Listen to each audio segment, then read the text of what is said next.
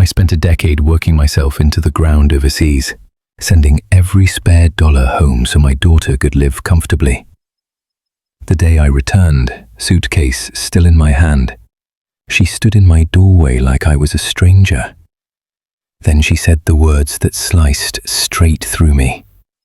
"Dad, you don't have any rights to this house anymore." Betrayal doesn't always scream.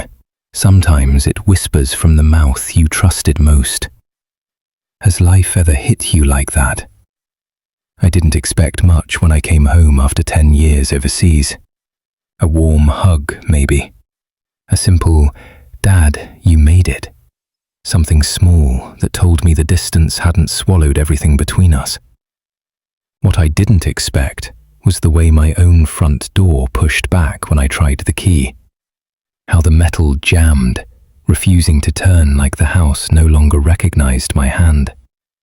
I leaned in harder, thinking maybe the lock had stiffened after years of Georgia humidity.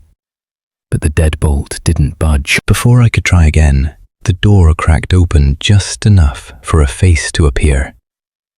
My daughter. My only child. The girl I used to carry on my shoulders around this very yard. She didn't smile, didn't soften. She didn't even open the door wider.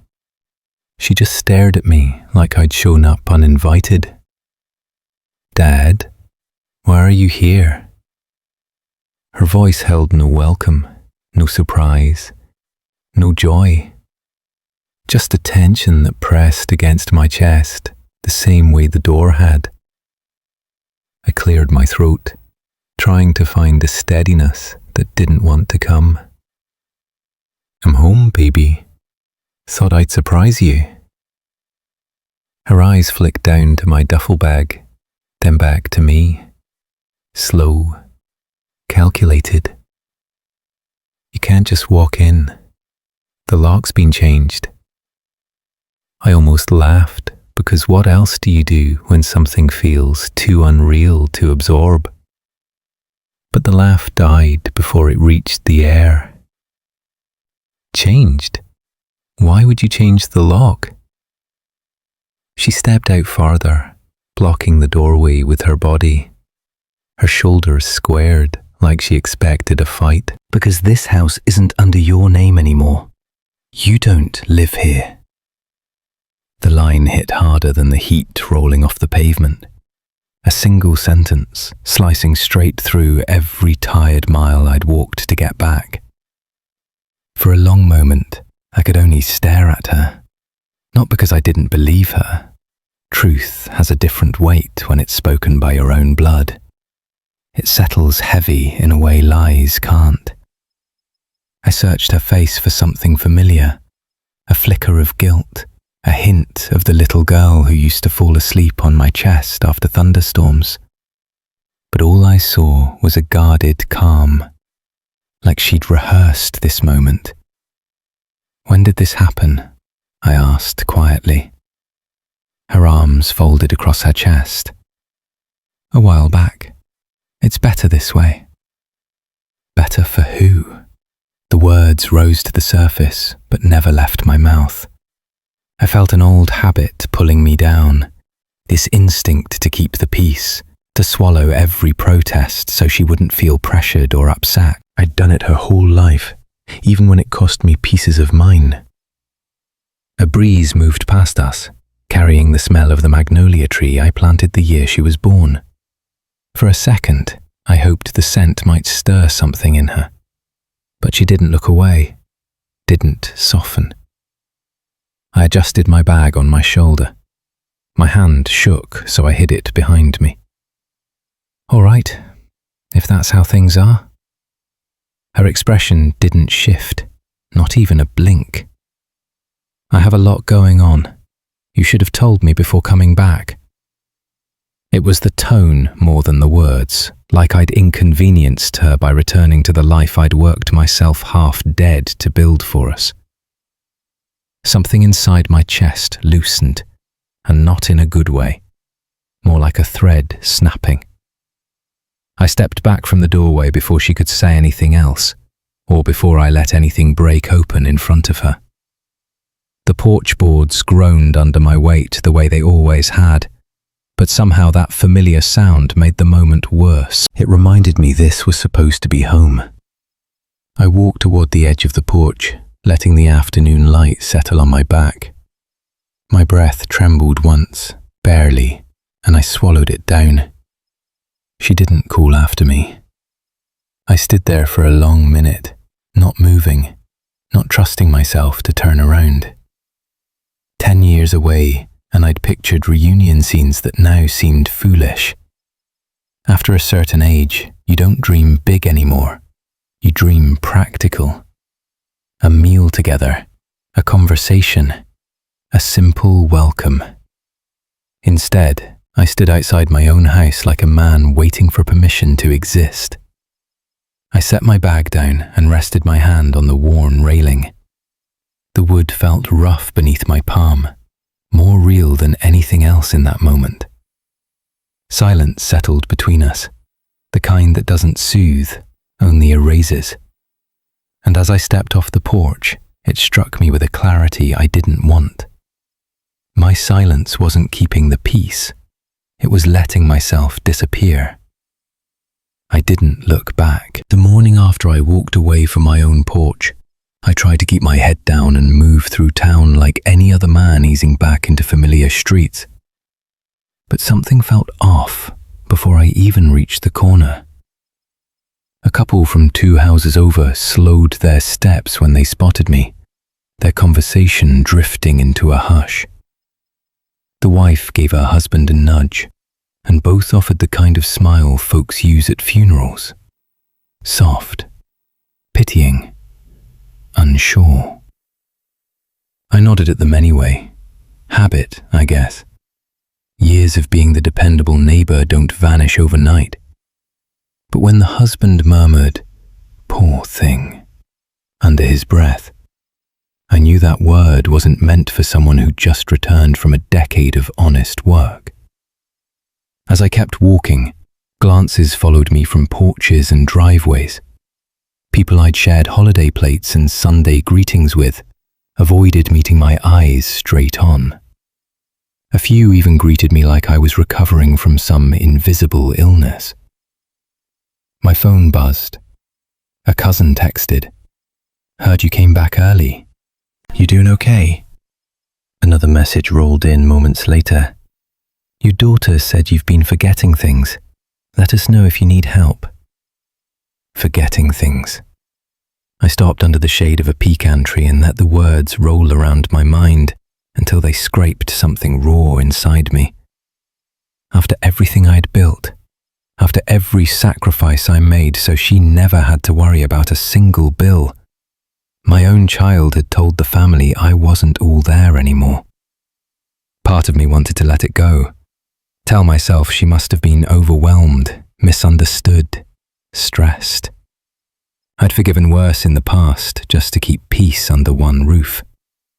But the way folks stared, the way they shifted from respect to gentle caution, it tugged at something much deeper than pride.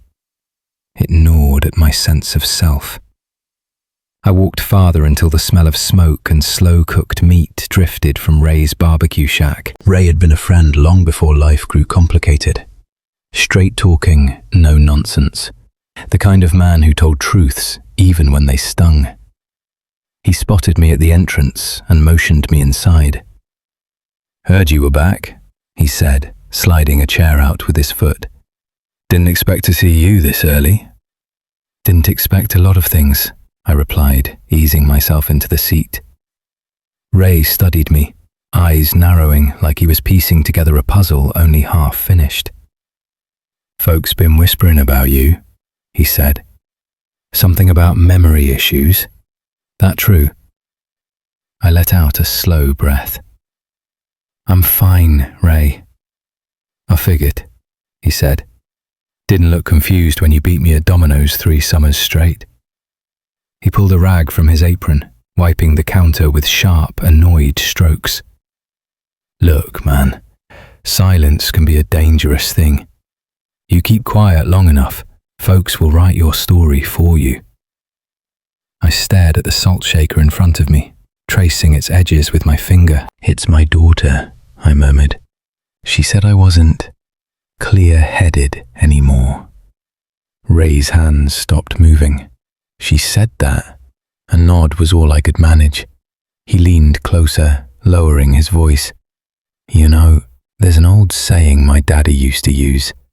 A lie unanswered becomes the truth folks choose to believe. You sure you want to let this one sit? I didn't respond right away.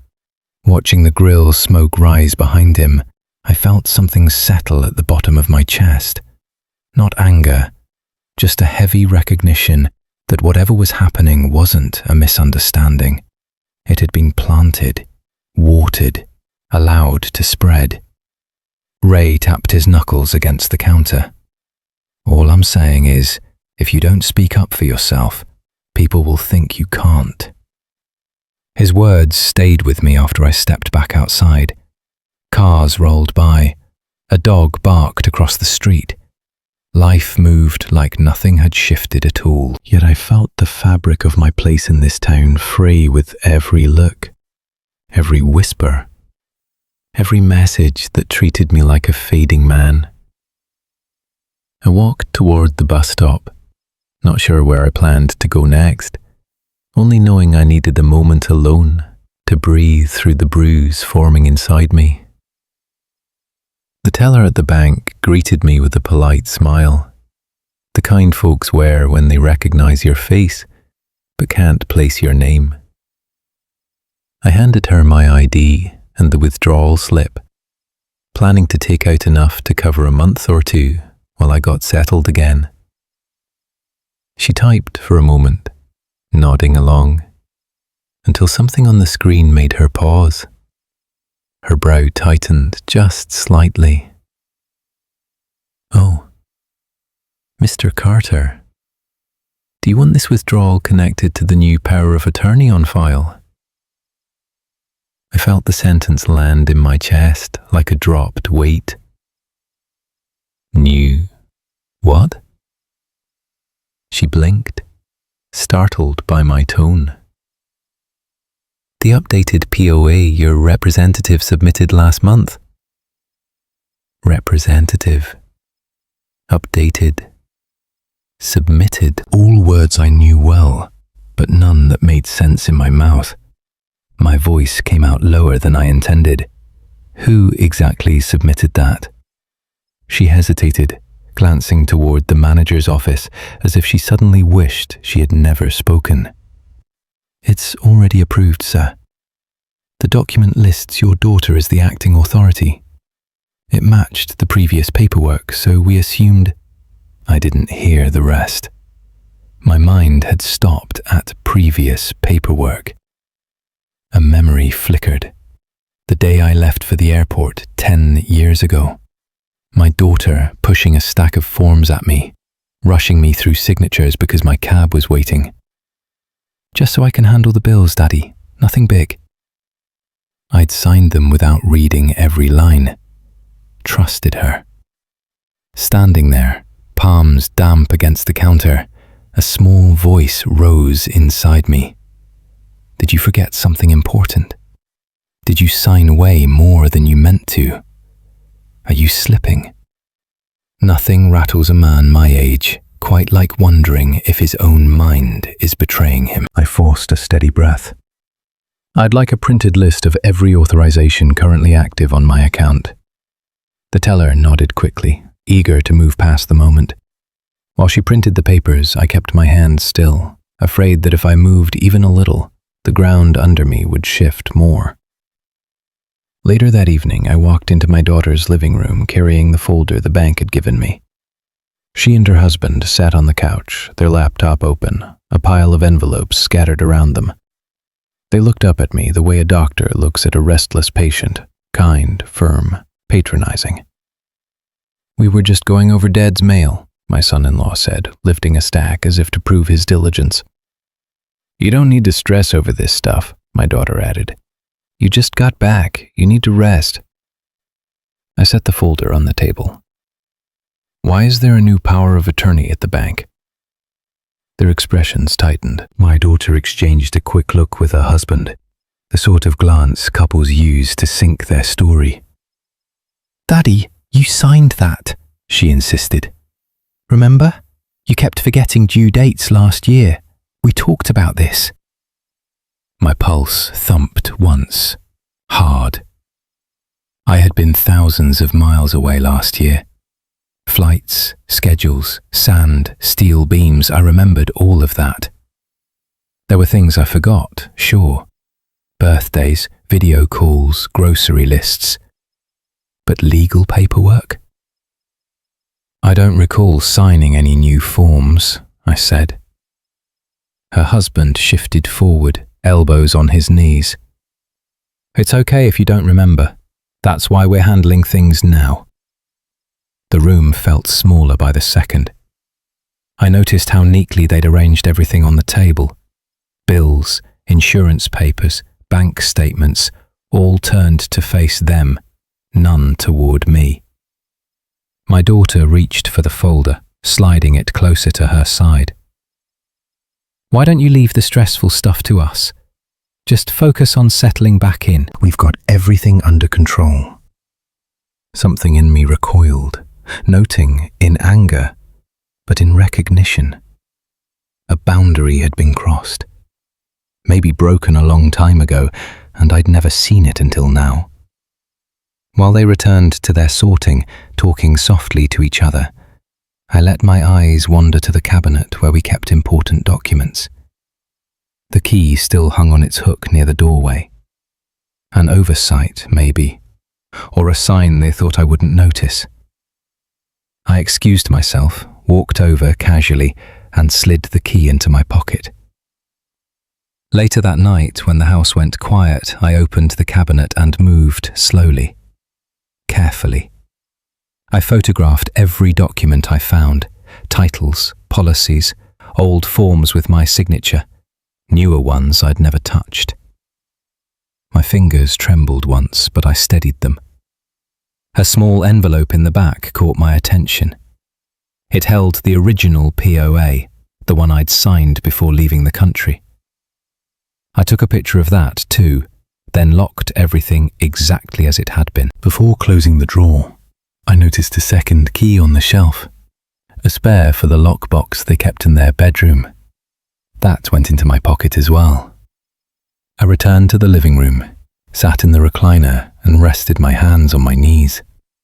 The house was quiet, but something in me was wide awake, listening to the faint shift of a world I once trusted beginning to tilt. The text came early in the morning while I stood at the stove waiting for my coffee to finish brewing. Family meeting at noon. Living room. Everyone needs to be here. No explanation, no invitation either. Just instructions. By the time noon rolled around, chairs had been arranged in a neat circle, like some intervention I hadn't asked for.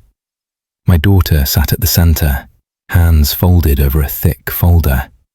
Her husband lingered beside her, arms crossed, chin lifted, as if he'd earned the right to stand guard over decisions that belonged to me. My niece and my late wife's sister were already there too. They avoided my eyes, pretending to study the carpet. Whatever story had been fed to them was already working. My daughter cleared her throat. "Daddy, sit down. We need to talk about your situation." I didn't move at first. Something in me resisted being summoned like a child who misbehaved. Still, I eased into the last empty chair and waited. No need to give them anything more than my presence. She opened the folder. A stack of documents shifted forward, neatly clipped, highlighted in bright colors. "We've been noticing things," she began. "You get confused. You forget conversations. You've been under a lot of stress. And honestly, we're worried." That word again. Worried. The kind people use when they want permission to step over your boundaries. Her husband chimed in. It's not safe for you to manage legal or financial matters on your own. My niece nodded, eyes still fixed on the floor as if she didn't want to acknowledge the role she played by simply showing up. Then came the real reason for the meeting. My daughter placed a signature page on the coffee table and slid it toward me with the careful precision of someone handling evidence. This finalizes everything.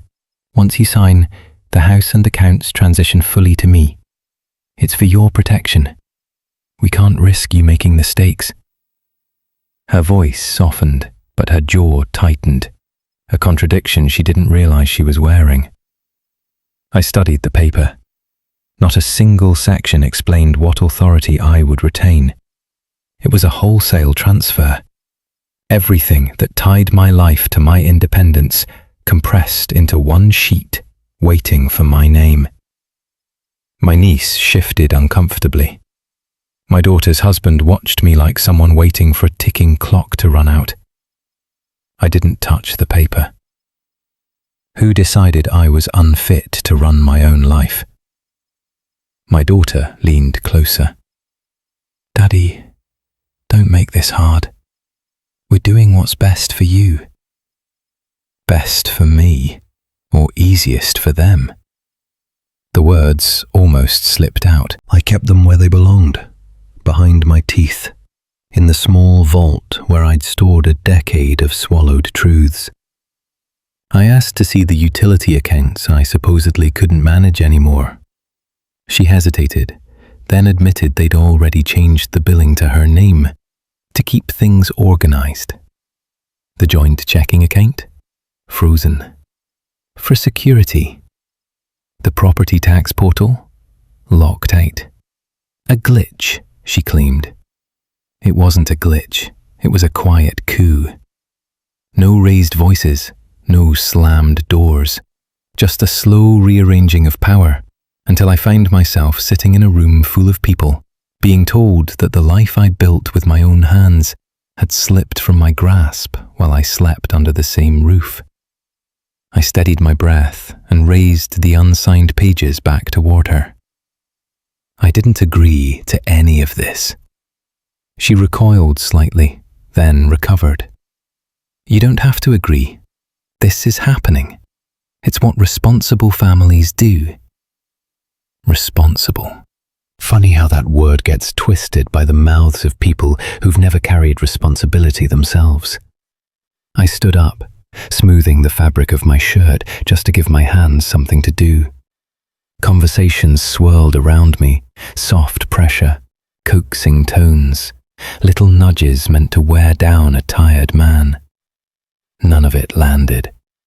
A hollow thud echoed inside me, something like a beam giving way in an old house. As I stepped into the hallway, my daughter called after me. Daddy, you're making this harder than it needs to be. I didn't answer. Not because I had no words, but because something deeper than anger had started moving inside me, slow and deliberate, like a man walking toward a door he never planned to open. I reached my room, leaned against the dresser, and let the silence stretch. A man can lose many things before he realizes a line has been crossed. But that afternoon, standing there with the echo of their voices behind me, I felt the unmistakable shift of something final. Their papers stayed on the coffee table. My name stayed off them. And for the first time since coming home, I understood I wasn't the only one taking steps. Someone had been moving pieces while I wasn't looking. I sat down, pulled the bank folder from my pocket, and began checking dates with a level of focus I hadn't felt in years. Mrs. Langford caught me on the sidewalk as I stepped out to check the mail. She moved slowly these days, but her eyes were still sharp enough to read what most folks pretended not to see. She lowered her voice. I wasn't sure if I should say anything, but a man came by your house a few weeks before you returned. Briefcase, papers, looked official. Your daughter let him in. They stayed in the kitchen for nearly an hour. Her comment hung between us like something fragile. I didn't ask for more, didn't want to push her into trouble. But the timing she mentioned matched the date on the revised bank authorization form. That alone sent a quiet chill down my spine. At the barbecue shop later that afternoon, the smell of smoked meat and hickory usually calmed me. Today, it only sharpened the edges of my thoughts. Nate wiped down a table and sat across from me, brows lifted the way he does when he senses a storm building behind my eyes. "You look like you're carrying something heavy. What happened now?" I laid out the loose pieces. The bank's comment about a new authorization, the locked accounts, the meeting, and finally, Mrs. Langford's story. Nate leaned back, letting out a low whistle. "Brother, that's not confusion. That's coordination."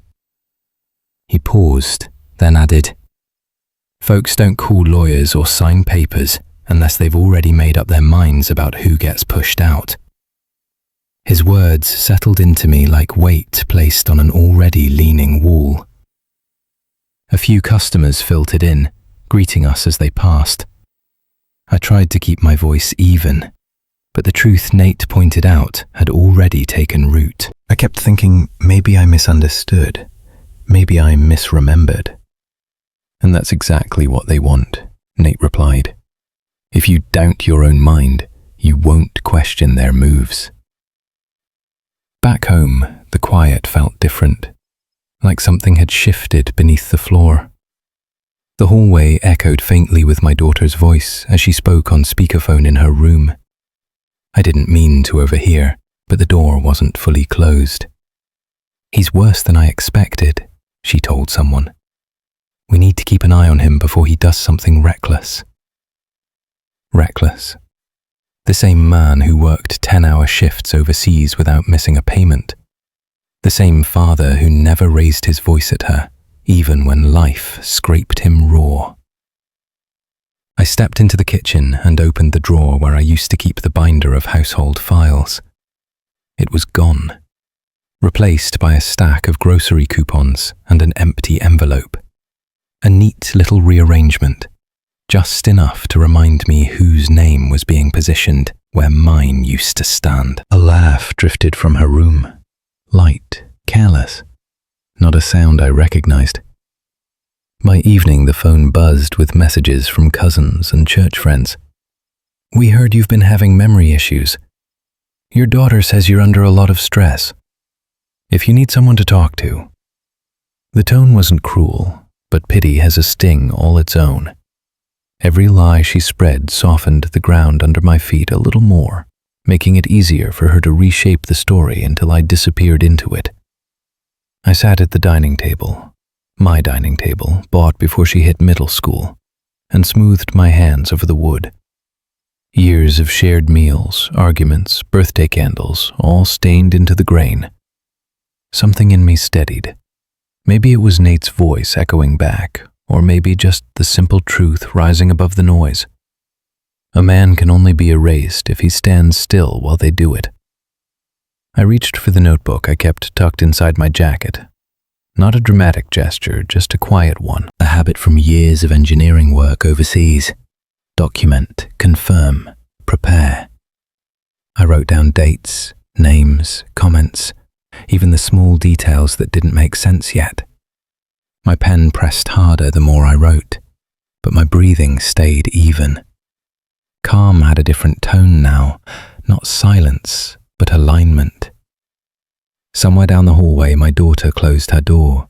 The latch clicked softly. I turned the page and drew a line across the top, marking the beginning of whatever would come next.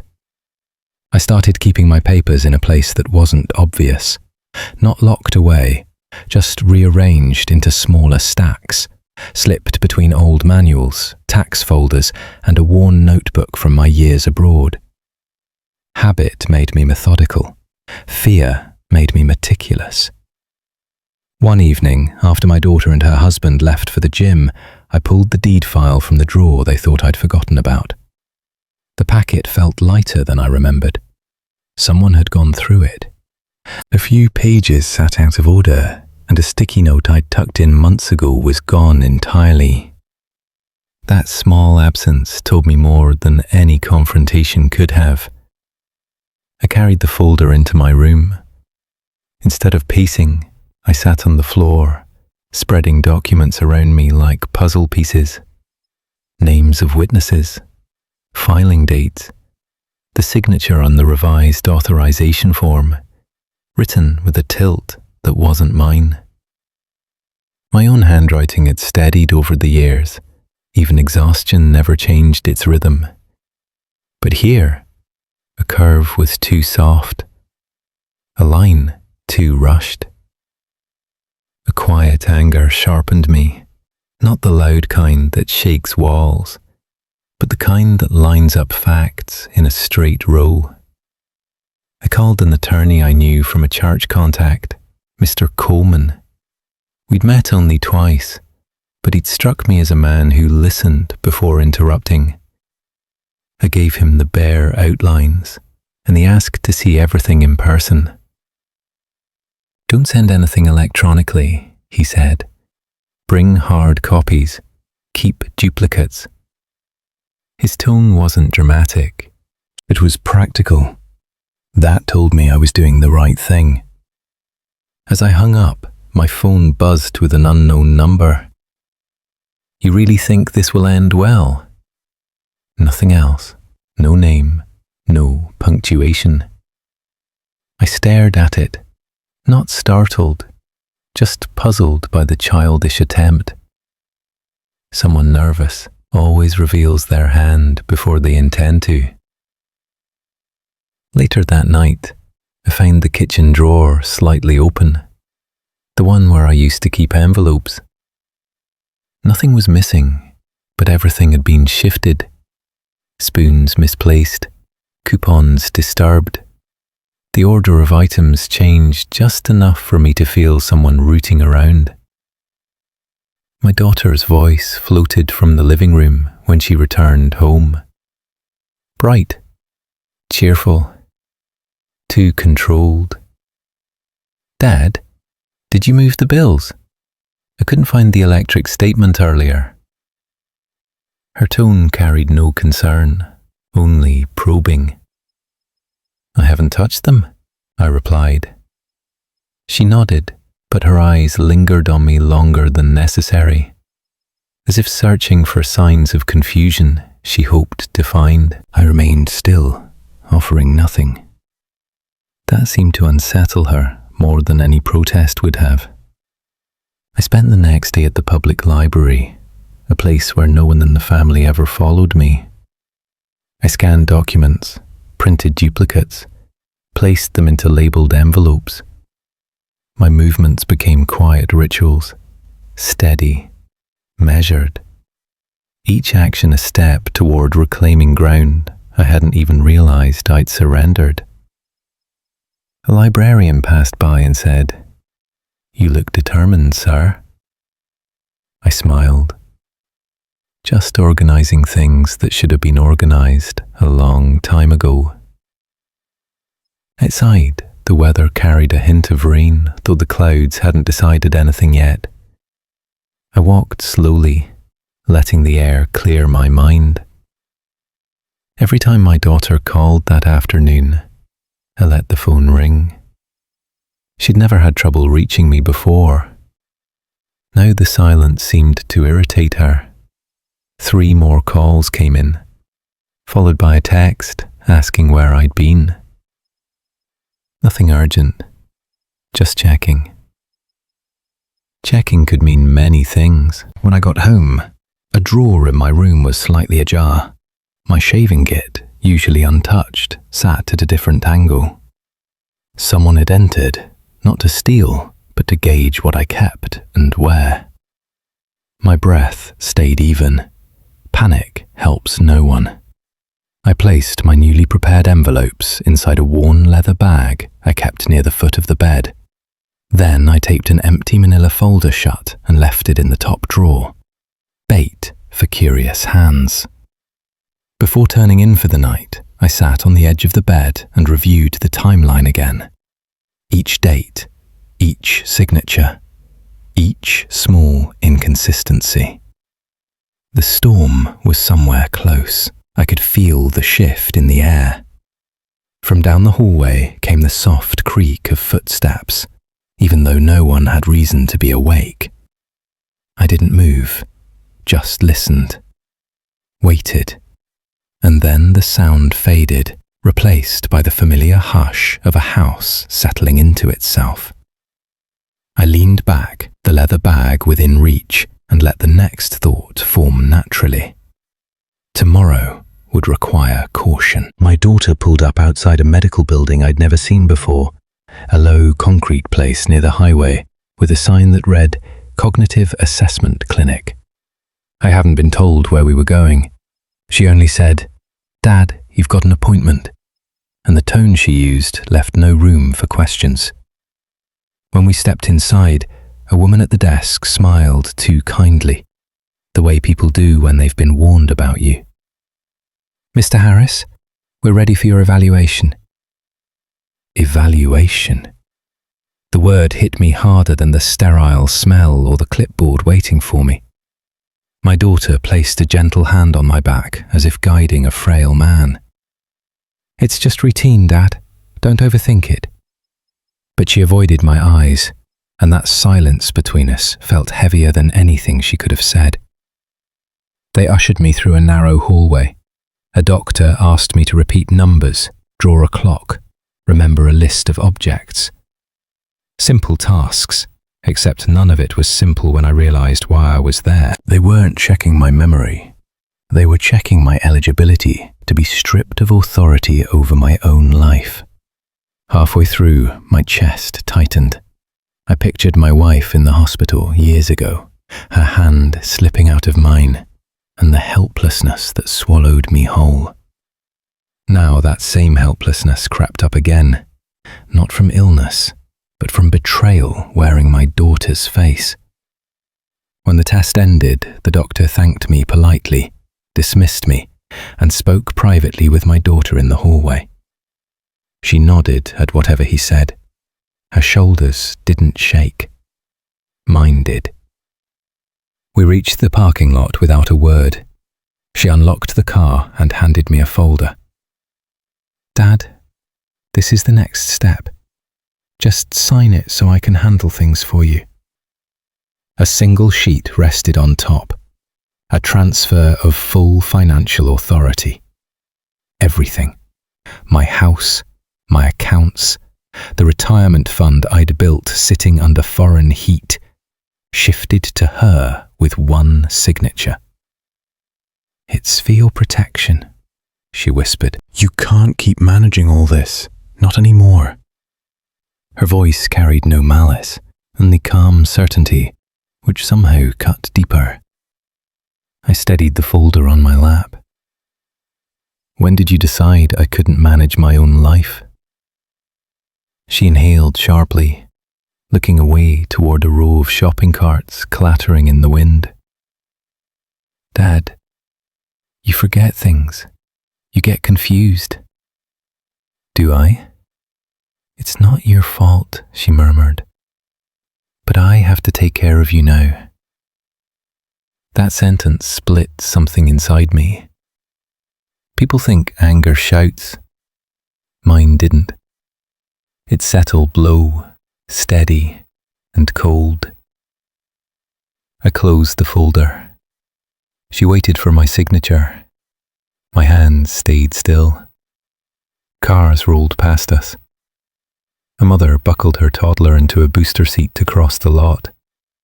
Life continued, indifferent to the small collapse happening in the passenger side of my daughter's car.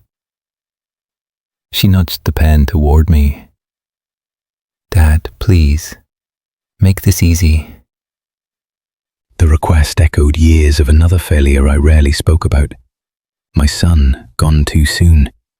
My wife gone too early. My own guilt carried too long. Back then, I'd blamed myself for not being enough, not strong enough, not present enough. Now, sitting beside my only remaining child, I felt that guilt twist into something sharper. If I signed, I'd vanish from my own life. Not in death, just erasure. My thumb brushed the pen, not to take it, but to push it back toward her. She froze, confused. "Dad?" Words didn't come yet.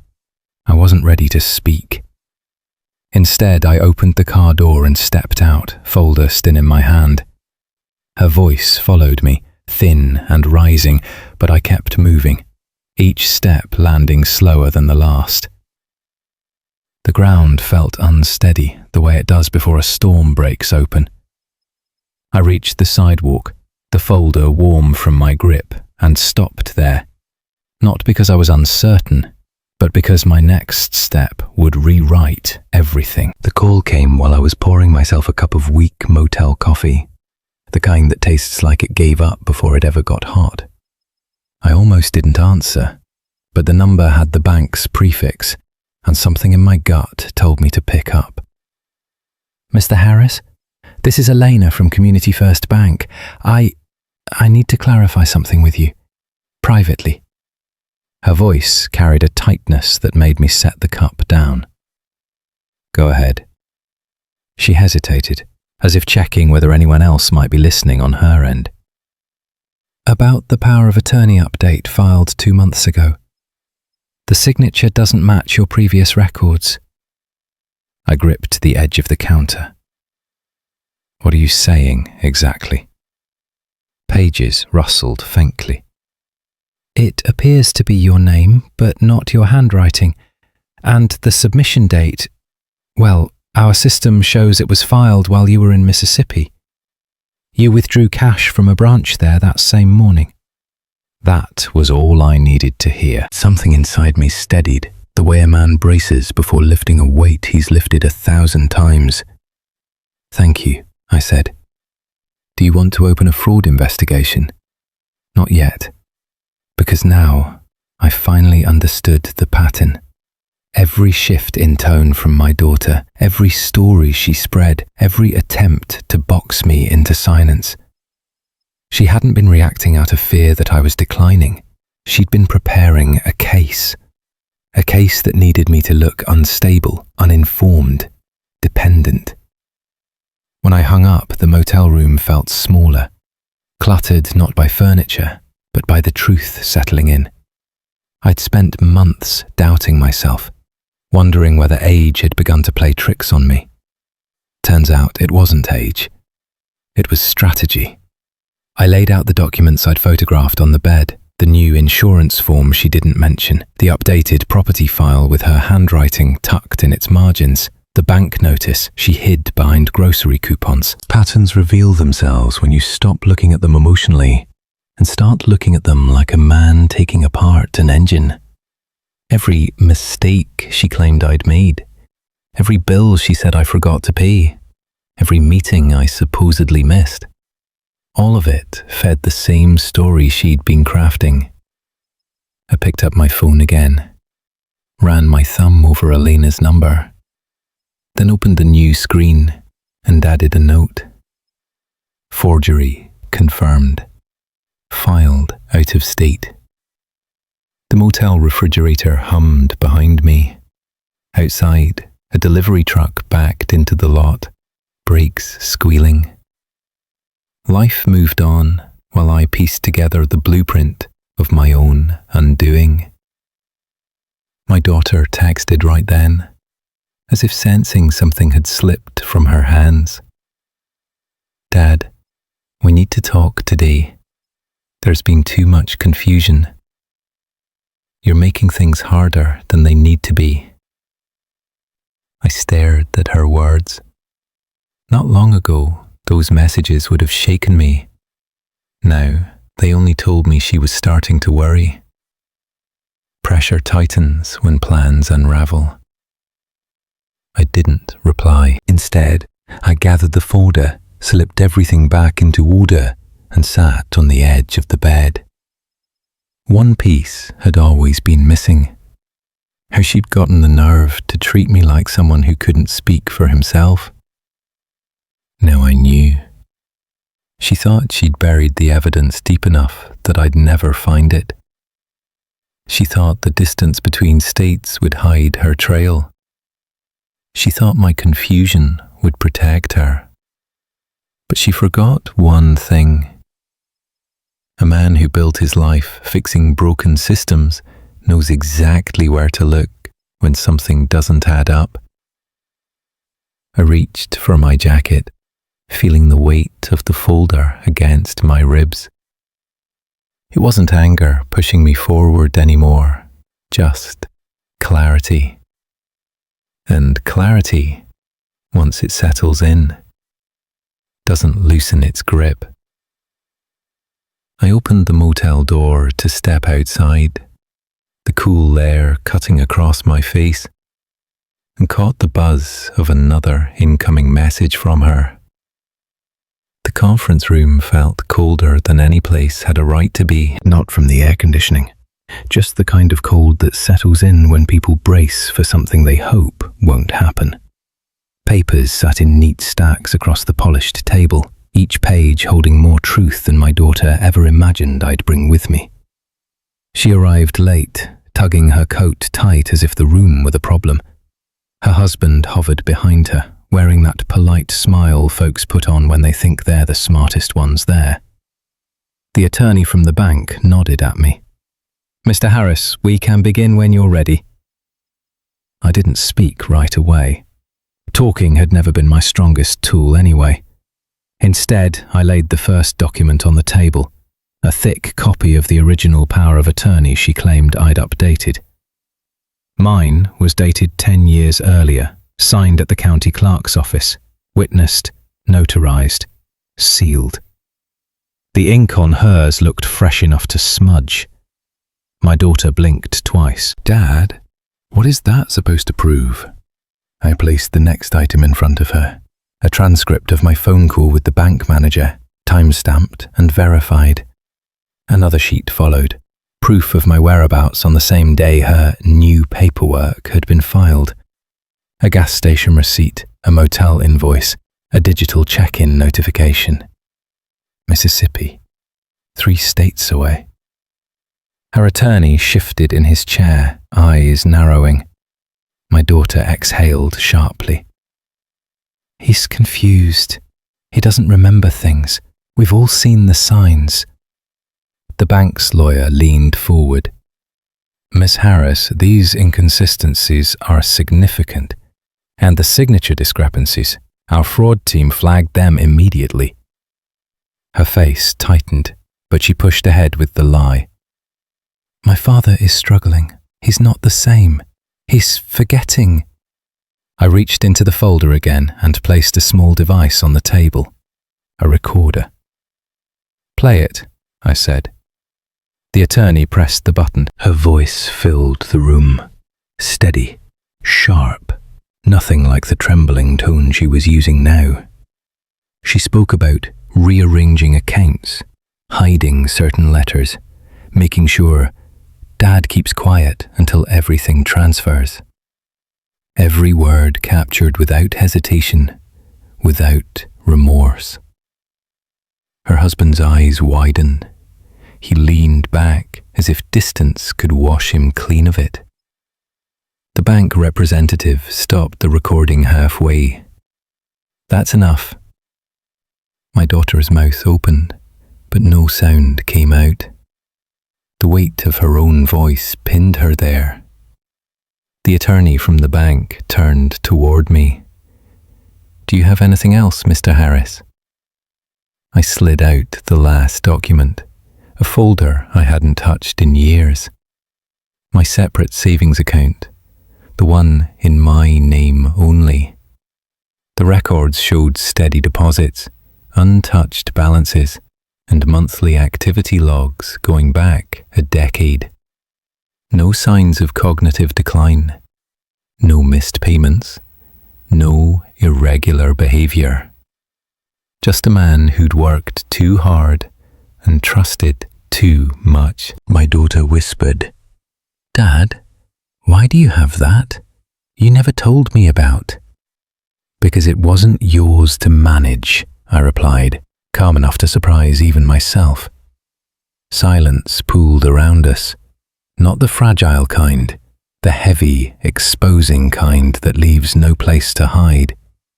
Her attorney closed his folder. "Ms. Harris, I advise you not to say another word." She looked at me then, really looked. Something in her seemed to fold inward. Fear, shame, maybe the realization that every move she'd made had finally cornered her. Her shoulders collapsed first, then her gaze dropped. It wasn't dramatic, it wasn't loud, just a slow crumbling of the story she'd built to replace the one she didn't like. I stood, gathering my papers with steady hands. Chairs scraped behind me. Someone muttered something legal under their breath, but none of it reached me. My daughter finally whispered, "Dad, please." But nothing inside me rose to meet her plea. Not anger, not pity, not satisfaction, just an emptiness that felt too familiar to argue with. I pushed my chair in and walked toward the door. No speech, no lesson, no goodbye. Just steps, just breath, just the sound of my own life moving again after being held hostage. Walking out of that conference room didn't end anything. It only shifted the weight. The real ending came weeks later, inside a quiet courtroom, where the judge read through the findings like she was peeling away layers of a story that had never belonged to my daughter in the first place. She spoke plainly. No drama, no embellishment. Just facts stacked on top of one another, until the truth towered over every lie my daughter had tried to stand behind. By the time she finished, the ruling was clear. Every asset returned to me, full authority restored, and a formal investigation opened into elder financial abuse. My daughter stood off to the side with her hands clenched in front of her, staring at the floor like answers might be written there. Her husband kept shifting his feet, as if he expected someone to tap him on the shoulder and ask what part he'd played. They didn't look at me. I didn't look at them either. After court, I didn't drive back to the house, not the way someone returns to a home. I pulled into the driveway only long enough to gather the last things that still held my name. A pair of work boots, a box of photographs she hadn't thrown out, a coat that still smelled faintly of cedar from the old closet. Nothing heavy, nothing tied to any memory she might have touched. My neighbour, Mrs. Willis, stood on her porch, pretending to water the same patch of grass she always fussed over. "You all right?" she called out. "I'm managing," I told her. She nodded like she understood more than she wanted to say. A moving truck took the bigger items later that week. I didn't direct them or linger in the rooms. The house felt like a coat someone else had stretched out and worn thin. It didn't fit anymore, even if the paperwork finally said it was mine again. The apartment I chose sat above a laundromat on a quieter side of town. Nothing remarkable, just clean walls and 2 windows that faced the street. The morning walks replaced the back and forth arguments in my head. A worn notebook on the table replaced the paperwork she'd tried. That evening, I sat on the balcony with a cup of tea and watched the traffic roll by. A father and his young daughter walked past, their hands swinging between them. The little girl said something that made him laugh, a full, unguarded sound that didn't carry any weight behind it. I felt something loosen inside me, something quiet and familiar. I didn't envy them. I didn't ache for what I'd lost. I simply understood that their story was theirs, and mine had moved into a different lane. When the sun dipped behind the buildings, I stood, finished my tea, and headed back inside. The apartment door clicked shut behind me, soft, final, warm in its own way. No bitterness followed me inside, no unfinished conversations, no ghosts of a house that had turned its back long before I walked away. Just a man in a space he chose, living a life no longer borrowed.